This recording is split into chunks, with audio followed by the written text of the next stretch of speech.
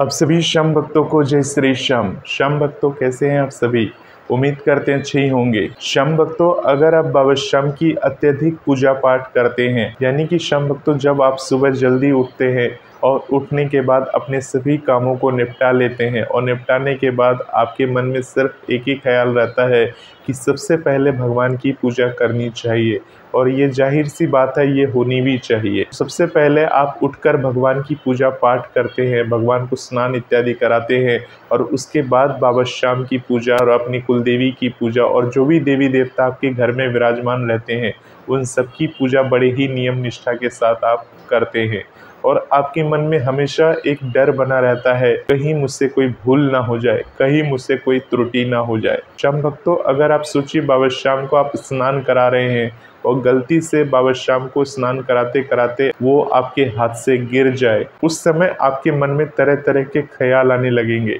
उस समय आप ये सोचने लग जाएंगे कि आपके साथ ये क्यों हुआ, क्या बाबा श्याम आपसे क्रोधित है, अब आपके साथ क्या होने वाला है। बाबा श्याम की शीश जमीन पर गिर पड़ी आपके हाथ से छूटकर, या किसी भी देवी देवता को स्नान कराते समय आपके हाथ से उस देवता की मूर्ति चटक जाती है या गलती से छूटकर गिर जाती है, उस समय आपका रिएक्शन क्या होगा? उस समय आपके दिमाग में सिर्फ एक ही ख्याल आएगा कि ये मेरे साथ क्या अनर्थ हो गया, क्यों ऐसा हुआ, अब इसका दंड हमें किस रूप में मिलने वाला है, क्या भगवान हमसे नाराज हो जाएंगे, क्या हमारे परिवार पर कोई विपत्ति आने वाली है। तो ऐसे बहुत सारे ख्याल होते हैं। शम भक्तों, अगर आप भगवान की आरती कर रहे होते हैं तो आरती करते करते क्या होता है, जब आपकी आरती पूर्ण हो जाती है या आरती करते करते किसी कारण से आपकी आरती वाला जो दीपक होता है वो बंद हो जाता है, या जब आप आरती कर लेते हैं और आरती को पूरे घर में दिखाने के लिए जाते हैं और उस समय अचानक से वो आरती का दीपक बंद हो जाए,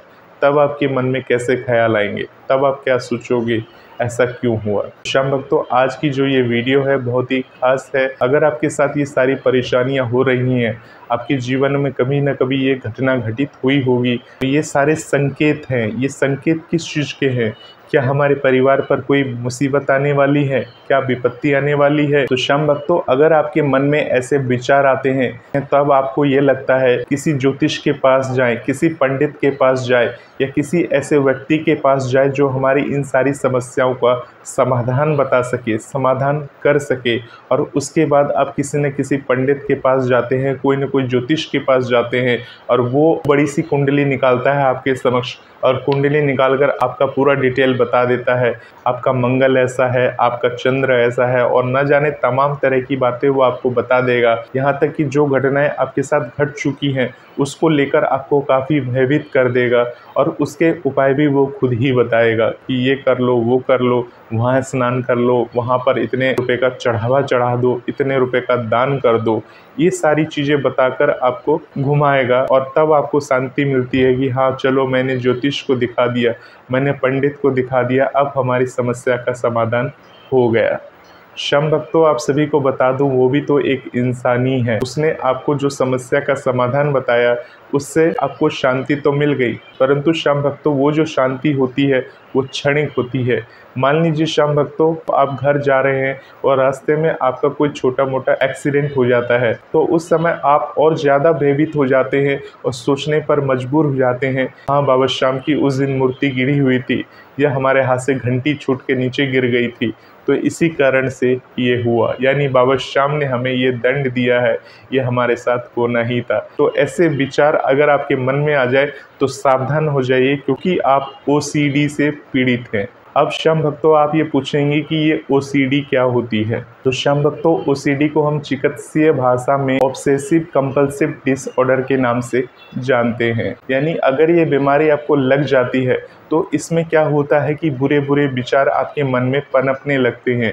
यानी जब आप पूजा पाठ करेंगे उस समय आपके मन में बुरे बुरे ख्याल आएंगे, यानी बुरे बुरे विचार आएंगे पूजा पाठ करते समय। और जब वो बुरे बुरे विचार आपके मन में पनपेंगे, मान लीजिए आप कोई हनुमान चालीसा का पाठ कर रहे हैं और उसी समय आपके मन में बुरे बुरे विचार आएंगे, बुरे बुरे दृश्य आएंगे, और उस समय आपको ये फील होगा कि अरे ये क्या अनर्थ हो रहा है, मैं हनुमान चालीसा का पाठ कर रहा हूँ और मेरे मन के अंदर इतने बुरे विचार क्यों आ रहे हैं, इतने बुरे ख्याल क्यों आ रहे हैं, कि आपके मन में ऐसे गंदे विचार आए या भगवान को लेकर ही ऐसे गंदे विचार आए जिसके कारण से आप अत्यधिक परेशान हो जाते हैं। यानी कि जो आप पूजा कर रहे हैं, पूजा तो आपने कर लिया है, परंतु पूजा करने के बाद जब आप उठ के एक जगह बैठ जाते हैं तो आप अवसाद में चले जाते हैं, यानी डिप्रेशन में चले जाते हैं कि मेरी पूजा पाठ के दौरान ऐसा क्यों हुआ। मैं कितना भी अपने मन को केंद्रित करने की कोशिश करता हूँ, फिर भी ऐसी ऐसी गंदी गंदी बातें मेरे दिमाग में क्यों चल रही हैं,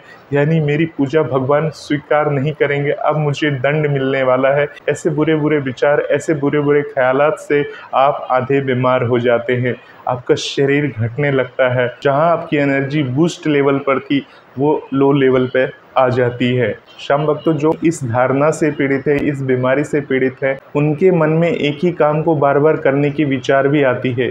यानी कि अगर आप भगवान की पूजा पाठ कर रहे हैं और आपके मन में ये है कि नहीं हमेशा मैं पूजा पाठ करते ही रहूं, आपके मन में ऐसे विचार आते हैं कि मैंने अपने हाथ धोए हैं या नहीं धोए हैं, या अच्छे से नहीं धोए हैं, फिर से धो लूँ। आपका घर गंदा हो रहा है तो आपके दिमाग में ये बात आ रही है कि नहीं घर अभी भी गंदा है, अच्छे से साफ़ नहीं हुआ, फिर से साफ़ कर लूँ, और दिन में ऐसे ही 4-5 बार आप झाड़ू लगा लेते हैं। आपके मन में हर वक्त शंका की भावना घिरी रहती है, हर वक्त आपका मन ये सोचता रहता है कि नहीं अभी वो काम सही से हुआ होगा कि नहीं हुआ होगा, या वो काम अटका पड़ा होगा कि नहीं होगा। ऐसे विचार आपके मन में आते रहेंगे। और ख़ासतौर पर एक बहुत ही अद्भुत बात है, इस बीमारी से जो पीड़ित होता है उसको ये पता होता है कि इन सारी चीज़ों को बार बार सोचने का कोई मतलब नहीं है, फिर भी वो उन्हीं बातों को बार बार सोचते रहेंगे, उन्हीं बातों को बार बार दोहराते रहेंगे। अगर उनका बेटा स्कूल से आया है, उसने टिफ़िन खाया है या नहीं खाया है, या उसने किसी को खिला दिया है, तो वही बात वो 4-5 बार पूछेंगे। हस्बैंड घर आते हैं तो हस्बैंड से 4-5 बार पूछेंगे कि वो लेट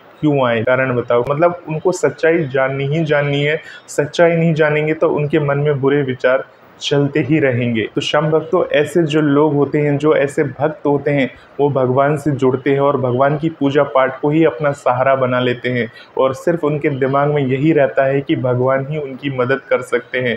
वो खुद की मदद नहीं करना चाहते, परंतु उनका दिमाग सिर्फ एक ही रहता है कि भगवान ही उन्हें इस मुसीबत से बचा सकते हैं, निकाल सकते हैं। और जब भगवान उनकी नहीं सुनते हैं, जब उनकी मदद नहीं करते हैं, तो वो बहुत ज़्यादा ही अवसाद में चले जाते हैं, बहुत ज़्यादा नेगेटिव हो जाते हैं और बहुत ही नकारात्मक बातें करने लग जाते हैं। तो शाम भक्तों, ऐसे जो भक्त हैं, जो ऐसे लोग हैं, वो अपने परिवार से दूर होते हुए चले जाते हैं, यानी कि वो संयुक्त परिवार में नहीं रह सकते, ज्वाइंट फैमिली वगैरह जो होती है उसमें नहीं रह सकते, क्योंकि उस समय भी उसकी वही अपेक्षा होगी कि हाइजीन को मेंटेन करना है, हर कोई उसके मुताबिक ही घर में काम करना चाहिए। बहुत सारी ऐसी अपेक्षा होती है कि जो बाकी फैमिली मेंबर उसकी अपेक्षा पर खरे नहीं उतरते, तो वो उसे लेकर नकारात्मक हो सकते हैं। शाम भक्तों, ऐसे लोगों के मन में सिर्फ एक ही जुनून सवार होता है, किसी भी प्रकार से उनका काम बन जाए। ऐसे विचारों से बचने के लिए भक्त भगवान की शरण में चला जाता है और भगवान के समक्ष हाथ जोड़कर प्रार्थना करता है कि भगवान मेरे से किसी का बुरा ना हो, और भगवान के समक्ष बार बार वो प्रार्थना करता है, भगवान के समक्ष बार बार ये कहता है उसे इस गंभीर समस्या से बाहर निकाल ले। परंतु वो समस्या तो उसने खुद ही चुनी है, अपने आप ही चुनी है। ऐसा व्यक्ति अपने आप को हिंसक होते हुए देखता है, यानी जब वो अवसाद में चला जाता है, जब वो पहले ऐसा नहीं था, यानी कि आप ज़्यादा पूजा पाठ कर रहे हैं, एक ही चालीसा को 3 बार पढ़ रहे हैं, 4 बार पढ़ रहे हैं, यानी कि जहां आप पूजा पहले 15 मिनट में कर लेते थे, वहां आप 2-2 घंटे पूजा के लिए समय दे रहे हैं, तो समझ लीजिए आप OCD का शिकार होते हुए जा रहे हैं। ऐसा व्यक्ति अपने आप को हिंसक होते हुए देखता है, क्योंकि अगर कोई उसकी पूजा पाठ में विघ्न करता है या विघ्न डाल देता है तो वो उस पर चिल्ला बैठता है, उससे ठीक ढंग से बात नहीं करता। इसलिए शाम भक्तों, ऐसा कहा जाता है किसी भी कार्य को कर रहे हैं, चाहे आप पूजा पाठ कर रहे हैं या कोई भी काम को कर रहे हैं, आपको थोड़ा सा बाहर का हवा लगाना ज़रूरी होता है, यानी घूमना फिरना ज़रूरी होता है, व्यायाम करना ज़रूरी होता है। जिस प्रकार से आप भगवान की पूजा करते हैं, उसी प्रकार से आपको अपने शरीर की भी पूजा करनी चाहिए, क्योंकि जब आपके पास आपका शरीर ही स्वस्थ नहीं होगा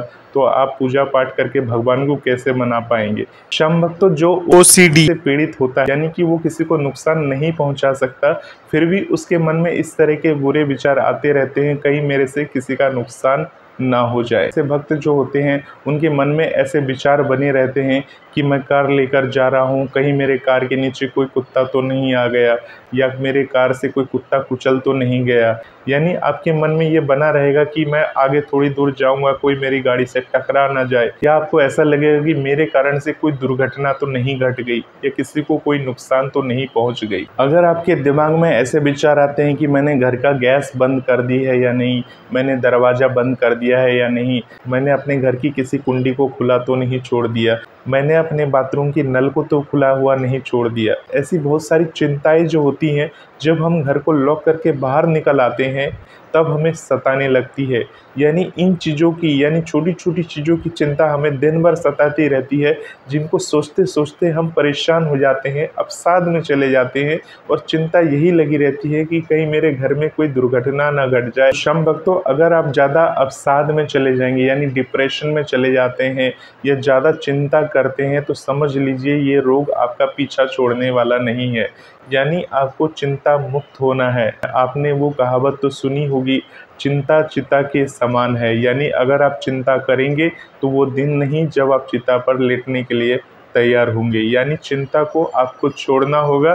जब आप चिंता को छोड़ देंगे तो ये OCD वाली, यानी ये जो बीमारी है, ये अपने आप आपका पीछा छोड़ देगी। यानी जब आप पूजा पाठ करेंगे, बाबा श्याम का ध्यान करेंगे, उस समय आपके मन में बुरे विचार, बुरे ख्याल आएंगे, तो उसको इग्नोर करना सीखिए। यानी अगर आपके मन में वो विचार आएंगे ना, तो आने दीजिए, कोई टेंशन नहीं लेना है। आपको सिर्फ भगवान की पूजा पाठ करनी है, क्योंकि भगवान तो ये जानते हैं कि आपका मन कैसा है, आप सच्चे हैं और सच्चे मन से उनकी आराधना कर रहे हैं। मन में कितनी भी बुरे विचार आने दीजिए, उस बुरे विचार को लेकर बाद में सोचना नहीं है, उसकी वजह से डिप्रेशन में नहीं जाना है। और हाँ, जहाँ आप पूजा पाठ 1-2 घंटे के लिए कर रहे हैं, तो आप ये ध्यान रखिए कि भगवान की पूजा अगर आप 15 मिनट भी सच्चे मन से बैठकर कर लेते हैं, तो भगवान की विशेष कृपा आपके ऊपर बन जाती है। भगवान ये कभी नहीं कहते कि आप उन्हें फूल अर्पण करो, प्रसाद अर्पण करो, वस्त्र अर्पण करो। भगवान कभी किसी भक्त की किसी भी चीज़ की भूखे नहीं है। वो भक्त की भाव है, भक्त का प्रेम है, जो भगवान के लिए ये सब समर्पित करता है। तो शम भक्तों, अगर आप टेंशन नहीं लेंगे या किसी भी प्रकार से चिंता नहीं करेंगे, तो ये बीमारी जिसका नाम OCD है, ये आपके पास से जल्द चली जाएगी। और शम भक्तों, ये लौटकर दोबारा भी अगर आती है या आपसे छूट नहीं रही है, तो आपको इस डिसऑर्डर से बचने के लिए अच्छे मनोवैज्ञानिक यानी कि या मनोचिकित्सक से ज़रूर मिलना चाहिए और अपना इलाज और उपचार ज़रूर कराना चाहिए। यदि शम भक्तों, रोग आपका ज़्यादा पुराना होता है तो इसकी दवा वगैरह भी डॉक्टर्स आपको देते हैं। उस दवा को लेने से भी ये रोग धीरे धीरे करके चला जाता है। परंतु शम भक्तों, जब तक आपकी हृदय में खुशी नहीं होगी, दिल में तसल्ली नहीं होगी, सेटिस्फिकेशन नहीं होगा, तो वो दवा भी किसी काम की नहीं है। यानी कि आप कितना भी डॉक्टर को दिखा दे, कितने भी चिकित्सक को दिखा दे, अगर आपको बाबा की सच्ची भक्ति करनी है तो सबसे पहले अपने दिल में खुशी रखिए। अगर आप अपने दिल में खुशी रखेंगे, तभी आपको बाबा श्याम और बाबा श्याम की सच्ची भक्ति आपको मिल सकेगी।